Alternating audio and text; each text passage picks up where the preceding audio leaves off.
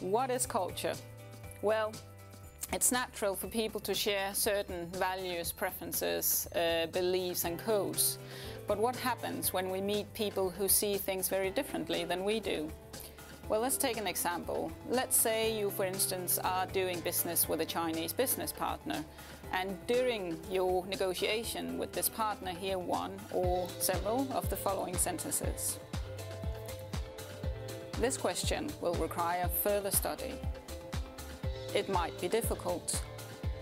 I'll see what I can do. It's not a big problem. Yes, yes. Well, if you're like me and most Westerners, you might assume that now we have reached an agreement. If you do, you might be very wrong. Well, why is that? In China, there are several ways of saying no, which to us might mean yes. Imagine then that you actually succeed in making an agreement with your Chinese business partner and you invite him to visit you and your company. When you do, you of course would like to welcome him and do the best you can to make him feel welcome. So you go to the airport, you go out to the gate. Once you see him, you wave happily at him. You pick him up, you drive him to the hotel where you have pre-booked a room. You've already checked him in, he has room number 4. In order to make it even more inviting for the business partner, you have put in flowers, white lilies.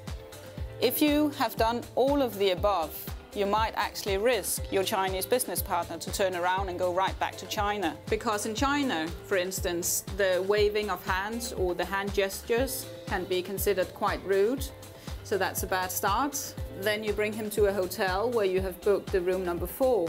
In a Chinese context, or in the Mandarin language, the number 4 sounds a lot like death and therefore considered quite unfortunate.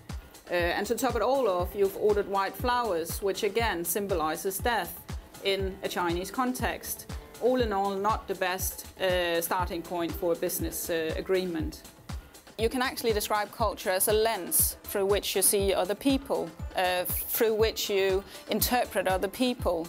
Making it perhaps a little difficult to understand other people who act differently than what you do and what your beliefs and your values are. You can't do a do's and don'ts every time you meet people who are different from you.